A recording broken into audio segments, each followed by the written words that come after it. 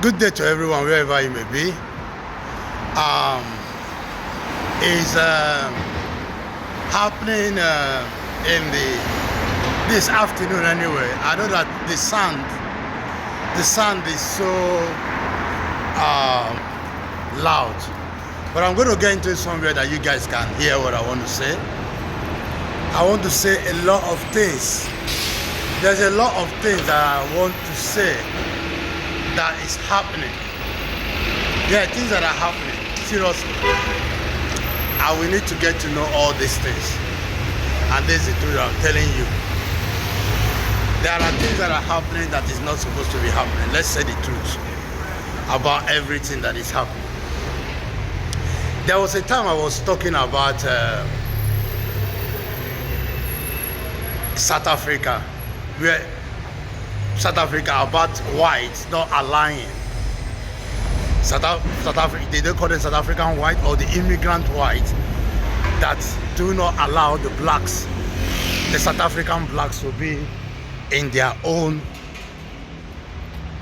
land. That is, let me rephrase it again. The last time I was talking about a land where a black African land that white immigrants are, and the black Africans are not allowed in their own land. They are not allowed to go to that very place. That place is only for South African white. You understand what I'm saying to you? That place is just only for the white. They call them the South African white. That's what they call them. They say they are the South African white. That's what they call themselves. But what I'm saying in essence is this, is that I do not understand why this kind of a thing need to be done. I do not understand why this is something that is really happening. I do not understand. But what I know in essence is that I come across of this information, and I was thinking it was something that was not really I was thinking it was something that was not really, that was not real. And it turned out that it was real, that the Africans, the South Africans are not allowed to invade in their own land, where a immigrant are the white people, the white South Africans. They call them the white South Africans, the whites. And they say they are not allowed. It's only just for the white, and they are not allowed. One thing that I know is that I understand that in every part of the places there is what they call community. Like in England, there we have community. The community of blacks, the community of Africans, the community of Indians, the community of this. They are allowed to practice their own tradition. Nobody is to stop them not to practice that, but for them to say that the UK or people should not go through that place, or cannot come to that place, or cannot live to that place, is a lie. That will never happen. You know, for people to come out and say these people will not live here, the owner of the land are not going to live here, and they are even trying to do a sovereignty of it, trying to get their own country inside of somebody's country, something is going to happen. And the effect is what is just happening now, that you are seeing. Seriously, that you are seeing the South African black coming out and saying that who are the white South African, the white one that claims that they're South African, to come and tell them that they cannot walk in, they cannot be in their land, they cannot gain their land, they cannot access their land. And because of that, that is what brings the killing, the genocide of what is happening now. Because I know this thing cannot last. I know it will not last. That even if the president is the one that gave them that power, it will not last. And there's nothing like you bought a land. This land has been, this country has been there before you came. You came from nowhere, just like other people enter into a country, just like me now going to this country, coming here, and I came here. I got the community, and I said this place is my own place. We are the people that possess it. We own this place. We are even telling the world to recognize us in people's land. No, it's not done that way. Things need to be corrected. So for them fighting crying. But I am not listening. The killing, the genocide type of the genocide side. I am not in support of the genocide type. The killing, I'm not in support of the killing. I'm not in support of all those things. But let them do it in peace. Let the people allow the South African black to be able to invade their land. Let them live as a community. They can live as a community, practice their this thing, but they should allow visitors. They should allow the black to invade their land. They should allow the South African to invade their land, be in their land, be able to even see what they are doing. Because if they allow them that way, they can even overtake that land. They will not allow whatever plan they are planning, nobody will know. And they are, do you know the worst part of it? Let me end it. They are invading, okay, they are going into where the blacks are, the black South African, they are going into that place. They can access the hospital, they can access all the places, but they don't want the South African black to access their own land. No. It is racism. And that kind of thing cannot happen in that land. I'm not in support of that, but they should take it in peace, hold in peace, and let the president of South Africa sort this thing out before it's too late. Anyway, let's watch and see what is happening. Generally, they're white farmers, and they're fleeing South Africa, and it's it's a very sad thing to see.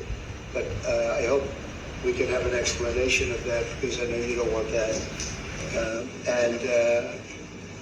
It's about trade, and we'll be talking about trade and other things. But that certainly will be a subject that comes up. Yeah. Yes, please. Brian, thank you very much. I'd like to get your thoughts on Letitia James, Director Holte. According to him, Letitia James says that the alleged mortgage fraud was simply a mistake. I want to get your thoughts on that. She put down that her father was her husband in order, and this is very similar to, I guess, the false accounts they have on here. Well, I don't know what it is currently, but Letitia James, who's the Attorney General of New York State, it seemed, I'm not involved in that at all. I know it's being handled by various groups, I guess, but it's major fraud, mortgage documents, and fraudulent everything. Yeah, I think she said the father was her husband, which she had to have a husband, or so she chose her father, and she put it down, and she had didn't she sign in Virginia, yet she said she lived in Virginia, yet she's the New York State Attorney General. She did that for tax reasons, so she could take advantage of taxes. And she had the wrong number of units. She had a much different number, which wouldn't have allowed her to qualify and scam the government. So I don't know. I think she's very bad for New York, but I really don't know too much about it, but I appreciate the question. Thank you very much. Yes. There's no genocide. Please. Thank you, Mr. President. So May 25th will be the celebration of Africa Day, which pretty much a lot of celebration will be taking place around the world, including here in the United States. What is your message to the entire African continent, African people, in this important occasion? Well, I want to see peace, and I want to see happiness. I want to see health, and you have incredible land. There's tremendous value. A lot of countries don't have that value in the land, the value you have. We have a situation, I think you probably heard about it. We've done, through some very talented people, helped settle a war that's been raging for years, Rwanda and the Congo. And I think we've done it. Believe it or not, I think we've done it. And could you just say a few words about that, my friend? Yes. A couple of weeks ago, the two parties signed a declaration of principle in which they agreed on the way forward, and they have both submitted draft peace agreements, and we have put together one that incorporates both of their suggestions, and we've given it to them. So we're in the process of finalizing this. Looking good, right? Looking very good. We have to thank you for even those efforts, because the African continent, particularly SADC, our Southern African Development Community, has for years been seeking to foster peace in the Democratic Republic of the Congo. So all efforts, including those from outside the continent and inside the continent, are really worthwhile. We are removing our troops from there so that peace can then prevail in that whole area. And we hope that with the support of the international community, we will really have peace in that area. It's so vital, it's so important for the whole region. Well, we sent our people there, and I think we did a very good job. I sat in by my friend, and that was great. That was great. I mean, I'm just hearing phenomenal reports because all I'm hearing is death, and they're chopping heads off, and it's horrible over there. And it was really brave of you to go there, and I really appreciate it. And it looks like we have something very, very substantial. We also talked about trade with them in terms of rare earth and all, but really more for the. It's like if you take a look at what we just did with Pakistan and India, we settled that whole thing, and I think I settled it through trade. We're doing a big deal with India. We're doing a big deal with Pakistan, and I said, "What are you guys doing?" You know, somebody had to be the last one to shoot, but the shooting was getting worse and worse, bigger and bigger, deeper and deeper into the countries, and we spoke to them, and I think we, you know, I hate to say we got it settled, and then 2 days later, something happens, and they say it's Trump's fault, but Pakistan has got some excellent people and some really good, great leader. And India is my friend, Modi. And he's a mutual friend. Yeah, he's a great guy. And I called them both, and we just did something good. We're trying to settle Russia, Ukraine. We spoke with President Putin for 2.5 hours the day before yesterday. I think we made a lot of progress, but that's a bloodbath. 5,000 people are being killed a week, 5,000 soldiers a week, not including people in cities and towns that are also being killed. So we're trying to help. And it doesn't affect us. It's not our people. It's not our soldiers. It's Ukraine and it's Russia. But if we can save 5,000 souls, we'll do it. You know, we're pretty good at it. But that's a bad situation. That is a really bad situation. Well, you'd recall when President Zelensky was coming to South Africa, that's when I spoke to you. That's right. We both agreed that we need to push the peace message so that there can really be peace. And we've been involved in the Ukraine-Russia conflict for quite a while through my Minister of State Security here. We've been dealing with them, the exchange of children who were taken away, going through names and addresses and all that. So we've been invested in that whole process as well. And the moves that you're making are fully supported by us because we would like to see the end of that war. It's true. I called Zelensky, and they said, he's in South Africa. I said, what the hell is he doing in South Africa? He was talking to us. We got this straight. That's a strange one. I said, what are you doing in South Africa? Yes. That's a strange one. He's trying to make peace. But we take him. You know, we were lucky because we had the great Nelson Mandela who taught us how to create peace, to make peace. So we were imparting some of those lessons to him, some of those learnings. And I specifically mentioned to him that this is how Nelson Mandela taught us that when you want to have the peace in a country, do it on an unconditional basis and sit down and talk. And that's precisely what I'm sure he's going to heed. Well, we're going to see what happens with that one. It's there's a lot of hatred. Yeah. There's a lot of death. It's a bloodbath. It is. I get the unfortunately. I get the satellite pictures of that field, of that killing field. Mm-hmm. You never saw anything like it in your life. It's horrible. It's a horrible thing that it goes on, but I think we've made big progress. Yeah, please go ahead. No, not you. Right here. He's from South Africa. Go ahead, please. What are you expecting on the ICJ case? Are you expecting South Africa to drop that? Is that what you're trying to do? On which case? The ICJ The International case Criminal Justice. I don't expect anything, to be honest. I really don't. I don't know. It's they've got cases, a lot of anger there, tremendous anger. I don't expect anything. We'll see what happens. We'll have a ruling, and who knows what the ruling is going to mean. Yeah. On that subject of Gaza, Mr. President, are you going to be speaking to Prime Minister Netanyahu about Israel's renewed offensive there? There's been a lot of concern from European countries. The Pope has expressed concern. Are you going to be asking Prime Minister Netanyahu to tone down the offensive in Gaza to let more aid in? Was that a question or a statement? You never change. Mr. President, decide what would it take for you to be convinced that there's no white genocide in South Africa? Well, I can answer that for President. It's for him. No, seriously. I'd rather have him answer. Yeah, I'd rather answer that. It will be. Our president will respond to you. Yeah, Thank you, Mr. President. It will take President Trump listening to the voices of South Africans, some of whom are his good friends, like those who are here.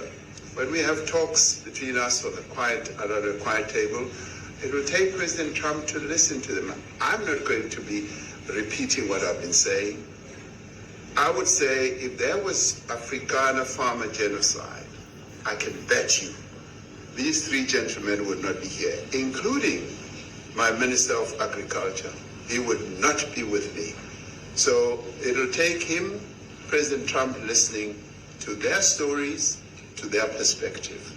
That is the answer to your question. But, Mr. President, I must say that we have, wait.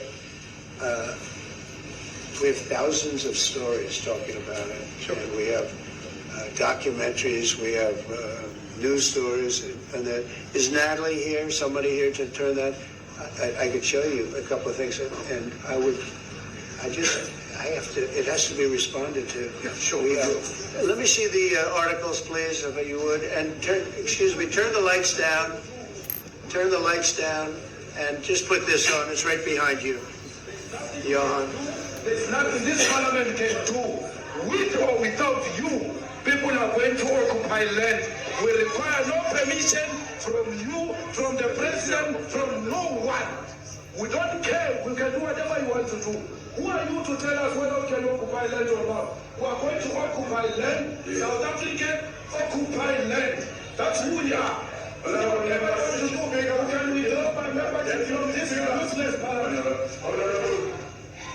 Yes, never be scared to kill. A revolution demands that at some point there must be killing, because the killing is part of a revolutionary act. Shoot to kill. Gaza. Kill the poor, the farmer. Kill the poor, the farmer.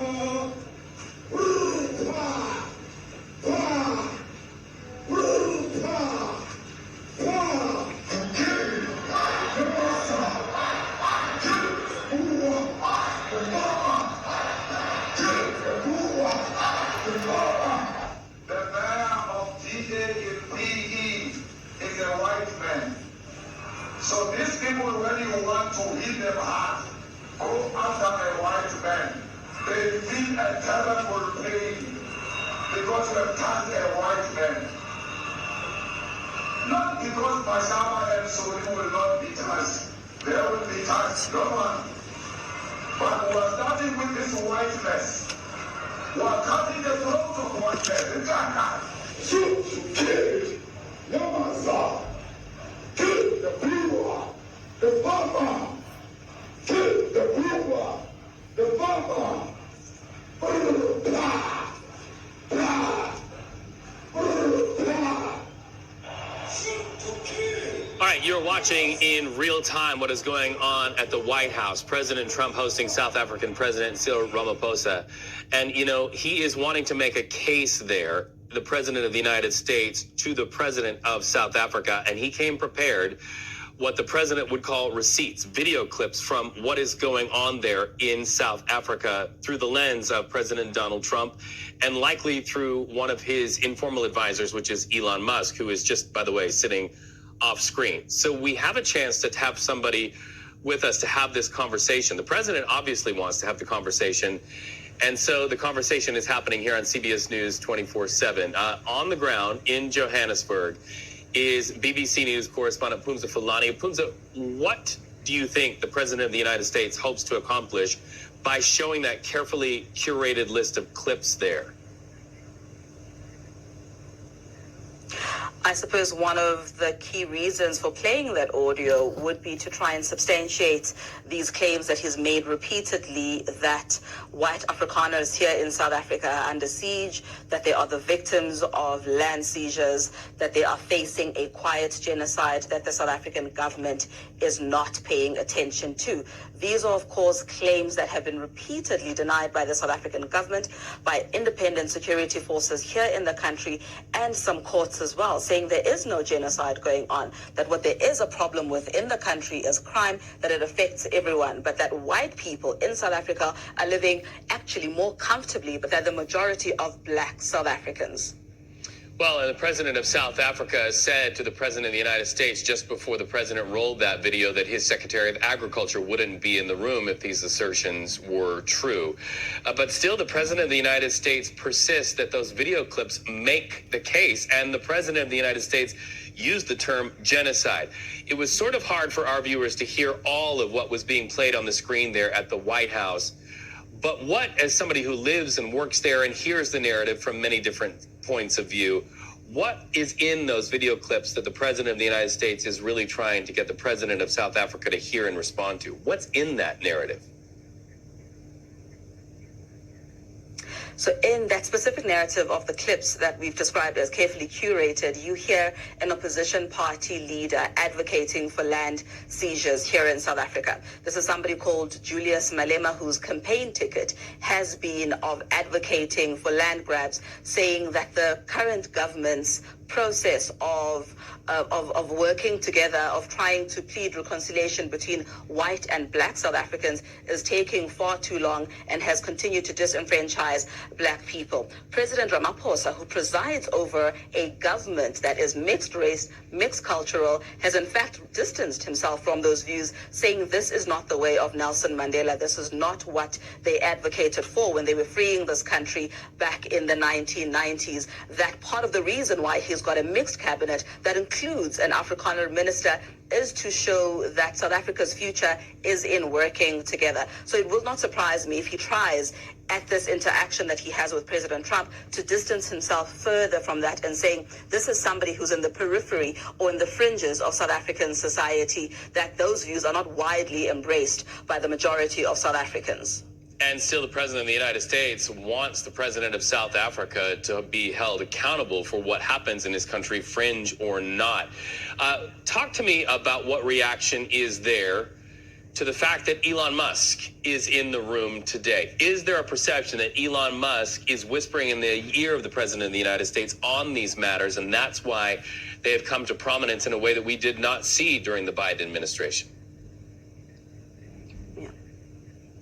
This is somebody who has stoked the annoyance of many people, many senior political leaders here in South Africa because of that really close relationship that he enjoys with President Trump. It's come as a surprise to a number of people across a number of political parties that he has the president's ear this way. But perhaps some people are seeing it that it is good for him to be in that room because some of his inflammatory claims can be challenged directly by the South African delegation, and that the mixed delegation that the President Ramaphosa has brought in there will in fact have their own receipts that not only are they not land grabs, but black and white South Africans are living largely harmoniously in the country, that the issue of the white genocide is non-existent.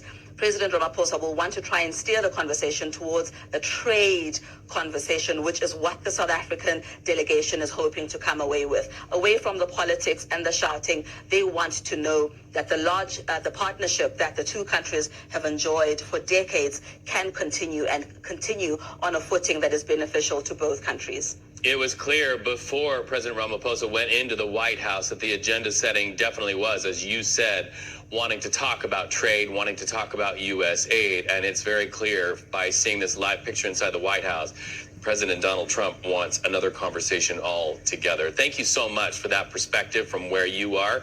Now let's go back to the White House and see as President Trump continues that conversation. Let's listen. This is one after another. This family was wiped out. I'm just looking. Can we get a report from President Ramaphosa's reaction to those videos, Mr. President? That's not one reaction. Well, I think the videos are so. No. When you look at the videos, I mean, how does it get worse? And these are people that are officials, and they're saying that kill the white farmer and take their land. That's what it is. And I have other friends in South Africa. I have people that left. One in particular that says you can't go there. He said they take your land, and they kill you. It's okay, and they say it's okay to do. Now we're going to talk about it, but this is a tremendous. Look, this is a story recent. These are all people that recently got killed. Yeah. And I don't know how it can get any worse. These are and you know, the men that you saw, the people that you saw in that movie, those are officials. Those are people that were in office. They had one march, they had a dance in your parliament, whatever you may call it, legislature. Well, let me clarify that. Yeah. Let me clarify that, because what you saw, the speeches that were being made, one, that is not government policy. We have a multi-party democracy in South Africa that allows people to express themselves, political parties to adhere to various policies, and in many cases, or in some cases, those policies do not go along with government policy. Our government policy is completely against what he was saying, even in the parliament. And they're a small minority party, which is allowed to exist in terms of our constitution. But you do allow them to take land. No. You do allow them to take land. Nobody can And then take when land. they take the land, they kill the white farmer. And when they kill the white farmer, nothing happens to them. No, there is Nothing happens to them. There is criminality in our country. People who do get killed, unfortunately, through criminal activity, are not only white people. Majority of them are black people. And we have now The been farmers are utilized. black. The farmers are not black. We I are don't now- say that's good or bad, but the farmers are not black. And the people that are being killed in large numbers, and you saw all those grave sites, and those are people that loved ones going, I guess on a Sunday morning, they told me, to pay respect to their loved ones that were killed. Their heads chopped off. They died violently. And, you know, I mean, we're here to talk about it, and I didn't know we'd get involved here.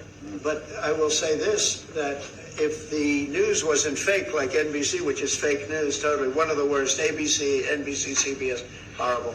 But if they weren't fake news like this jerk that we have here, if we had real reporters, they'd be covering it. But the fake news in this country doesn't talk about that. They don't want to talk about it, but now they have to talk about it. But they won't. This won't even be a subject. They'll have him talking about why did a country give a free, think of this, why did a country give an airplane to the United States Air Force? Okay? The United States, not to me, to the United States Air Force, so they could help us out, because we need an Air Force One until that's Air Force One, it's being built. 2 of them being built. But Boeing's a little bit late, unfortunately. So why did they give us a plane to the United States Air Force? That's what that idiot talks about after viewing a thing where thousands of people are dead. I'm sorry, I don't have a plane to give you. I wish I did. I take it. I would take it. If your country offered the United States Air Force a plane, I would take it. Okay. But coming back to this issue, which I really would like us to talk about, and talk about it very calmly. We were taught by Nelson Mandela that whenever there are problems, people need to sit down around a table and talk about them. Well, there are and this is precisely what we would also like to talk about, including, of course, trade matters, investment matters. So the issues that concern you as the United States, those are all deaths. Yeah, in many ways, I mean, one should say you are a partner of South Africa, and you are raising concerns, and these are concerns that we are willing to talk to you about. Let me just add quickly, you know, the criminality that we are experiencing in our country needs quite a lot of technological capability. And in one of our areas in South Africa, we're using US technology, which is able to in many ways identify where shootings are happening and all that. And I'd like to talk about that because there is support that we can get from you and the United States to help us deal with all these acts of criminality. And that is what I believe partnership is all about. And we are here as a partner so that we can help each other whenever there are challenges. So I'd like us to discuss it, and of course outside of the media, so that we sit down and have a really good discussion that will lead to good outcomes. Are there any other punitive measures that could be in place should you not be satisfied that South Africa is fixing some of the very bad things, inverted commas, that you tweeted are happening? Well, there are a lot of bad things happening in many countries, but this in particular has been very, very bad, very bad. And because of we're going to have the whole world watching in another short period of time because you have the G20, and that's a big deal. And it seems like, I want you to look good. I don't want you to look bad. Very good. But we have hundreds of people, thousands of people trying to come into our country because they feel they're going to be killed and their land is going to be confiscated. And you do have laws that were passed that gives you the right to confiscate land for no payment.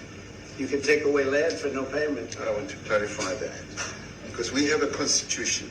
Our constitution guarantees and protects the sanctity of tenure of land ownership. And that constitution protects all South Africans with regard to land ownership. However, we do say, because we've got to deal with the past, the government, and as your government also has the right to expropriate land for public use. And you're doing that. And we've never really gotten underway with that. And we are going to be doing so. You're taking people's land away we have not. from them. And those people in many cases are being executed. They're being executed. And they happen to be white, and most of them happen to be farmers. Mm-hmm. And that's a tough situation. I don't know how you explain that. How do you explain that? They're taking people's land away, and in many cases those people are being executed, and in many cases it's not the government that's doing it, it's people that kill them and then take their land, and nothing happens to them. But we have thousands of people that want to come into our country. They're also going to Australia in a smaller number. But we have thousands of people that want to come into our country, and they're white farmers, and they feel that they're going to die in South Africa, and it's a bad thing. Yeah, what can South Africa do? What concessions would you like to see them make to improve relations with the United States? Then I have one more for President Ramaphosa afterwards. Well, we just spoke about it. I got them a very, very complex machine, 150 of them. And I was asked by the president if he could help, and I did that. And, I have great feeling for all countries. I deal with all countries, but I have a great feeling for South Africa because I have friends. I have a couple of friends, a few friends here today. I have many friends from South Africa, but many of those friends are not, they can't go back. I have Elon is from South Africa. I don't want to get Elon involved. That's all I have to do, get him into another thing. But Elon happens to be from South Africa. This is what Elon wanted. He actually came here on a different subject, sending rockets to Mars, okay? He likes that better. He likes that subject better. That's right. But Elon is from South Africa, and I don't want to talk to him about that. I don't think it's fair to him. That's right. But I will say that people are fleeing South Africa for their own safety. Their land is being confiscated, and in many cases they're being killed. And that scene of, you see how many crosses they have. Those crosses, that's a dead person in every one of them. And those trucks or cars are paying their respects to all of those dead people on a Sunday morning. That's a rough thing to explain away. And the problem we have, and the way, a correct and a fair media exposes things. But we have a very corrupt media. They won't even report this. If this were the other way around, it would be the biggest story. Now, I will say apartheid, terrible. That was the biggest story. That was reported all the time. This is sort of the opposite of apartheid. What's happening now is never reported. Nobody knows about it. All we know is we're being inundated with people, with white farmers from South Africa. And it's a big problem. Marco Rubio was telling me he's never seen anything like it. The numbers of people that want to leave South Africa because they feel they're going to be dead very soon. Yes, please. Brian, go. If I could just ask you a question. 72% of farmers in your country are white. If they flee, do you feel that maybe the economy could collapse? You may not have a gap to fill in those people that need to replace those farmers. You know, I'd like my Minister of Agriculture, who is white, who comes from an opposition party to mine, who's joined my government at my invitation to address this very issue, including the question that you've just raised. John? Thank you very much, Mr. President. Yeah. Mr. President, thank you for welcoming us to the White House. I would say we have a rural savings problem in South Africa. I don't think anyone wants to candy coat that. And it requires a lot of effort to get on top of it. It's going to require more policing resources. It's going to require different strategy to be able to deal with it. But certainly the majority of South Africa's commercial and smallholder farmers really do want to stay in South Africa and make it work. And I've just come from the largest agricultural show in the Southern Hemisphere with organized agriculture and farmers, and the majority of them want to stay. But they too there have a memorial to those who've died as a result of farm attacks. And as the Minister of Agriculture, it is something that I'm particularly exercised with my colleagues at police and my colleagues in the justice cluster to start making farm attacks and stock theft a priority crime. And it affects all farmers in South Africa, particularly stock theft. It has a disproportionate effect on smallholder black farmers. I also want to just say this, that the two individuals that are in that video that you've seen are both leaders of opposition minority parties in South Africa. The Mkhonto weSizwe under Mr. Zuma and the Economic Freedom Fighters under Mr. Malema. Now the reason that my party, the Democratic Alliance, which has been an opposition party for over 30 years, chose to join hands with Mr. Ramaphosa's party was precisely to keep those people out of power. We cannot have those people sitting in the union buildings making decisions. And that is why after 30 years of us exchanging barbs across the floor in Parliament and trying to get one over on each other, we've decided to join hands precisely to keep that lot out of government. Because the day they get in to the doors of the union buildings in South Africa or control of our parliament, that's what you're going to see.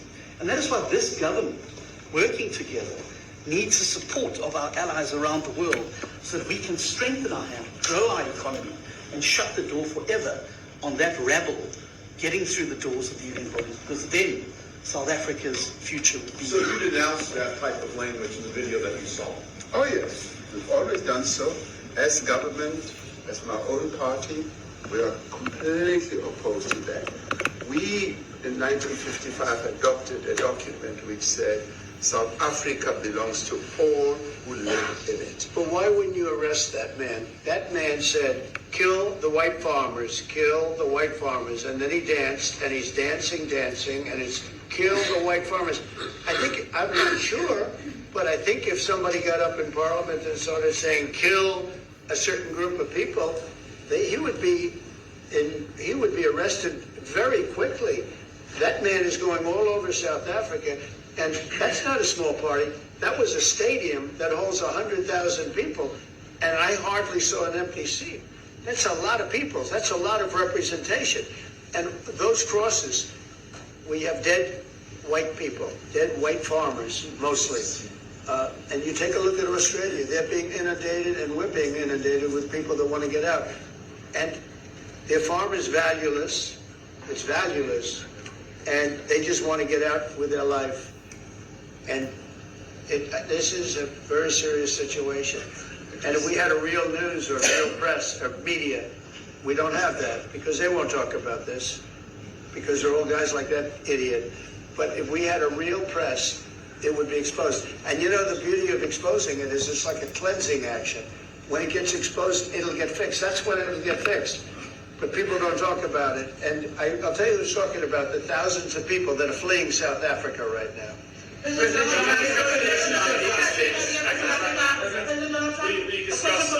discussed USAID, the devastating impact that cuts are having across the African continent. You know, it's devastating, and hopefully a lot of people are going to start spending a lot of money. And I've talked to other nations. We want them to chip in and spend money too.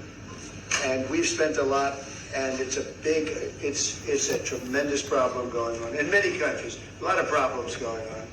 You are watching CBS News 24/7, our news organization, listening to the President of the United States, calling the President of South Africa literally on the carpet there in front of the world press. Narrative setting, arguably, on something that doesn't talk about that. They don't want to talk about it, but now they have to talk about it.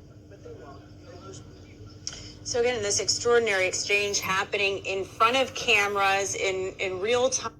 Inside that meeting, we know being raped, being killed, being murdered, and these are black elderly women that would be found throat slits, raped multiple times, and all of that. And the problem in South Africa, it is not necessarily about race, but it is about crime. And we think that we are here to say, how do we both nations work together to reset, to really talk about investment, but also help us in how we can have the technology and everything that is needed, President, to really address the levels of crime that we have in our country. Thank you very much. Thank you very much. Genocide is a very strong word. I'm wondering if you've made up your mind as to whether you believe genocide is occurring in South Africa, or you still doubt, and if you have made up your mind, why invite President Ramaphosa here today? Well, I haven't made up my mind. I hate to see it from the standpoint of South Africa, but also, you know, I'm trying to save lives. I'm working with Russia and Ukraine. I don't have to do that. It's not our war. It was started by other people. It was helped along by our past administration. It would have never happened if I were president, but I'm trying to save lives. And no matter where. Rwanda, I have nothing to do with Rwanda and the Congo, but I felt I had a very talented person in this administration, and I sent him there, and he did an unbelievable job, I think. I mean, we're going to find out, but he's done the hardest part of the job. It should happen. If I can save lives, I want to save the lives. If it's in Africa, that's great. If it's in Europe, if it's wherever it may be. And it's a very small investment to do, believe me, compared to what the consequences are. So I hope we can do something. Look, I have so many friends. These two men, I have great admiration for them because I know what they do for a living. Yeah. And that's a very hard living. Going from city to city, from country to country, and hitting a ball 350 yards like they do, and better than you and I. Getting the ball in the hole. It's a very tough, with lots of people watching, right? Yes, That's a very tough living. You know, they're champions. I respect champions, and I respect very much. And I think the country is very lucky. They really wanted to be here. That's true. They could be elsewhere. They could be on a beautiful fairway someplace, and they wanted to be here. So. My name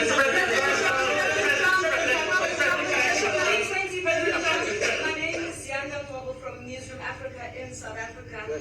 How important is it for the United States? President Donald Trump and the President of South Africa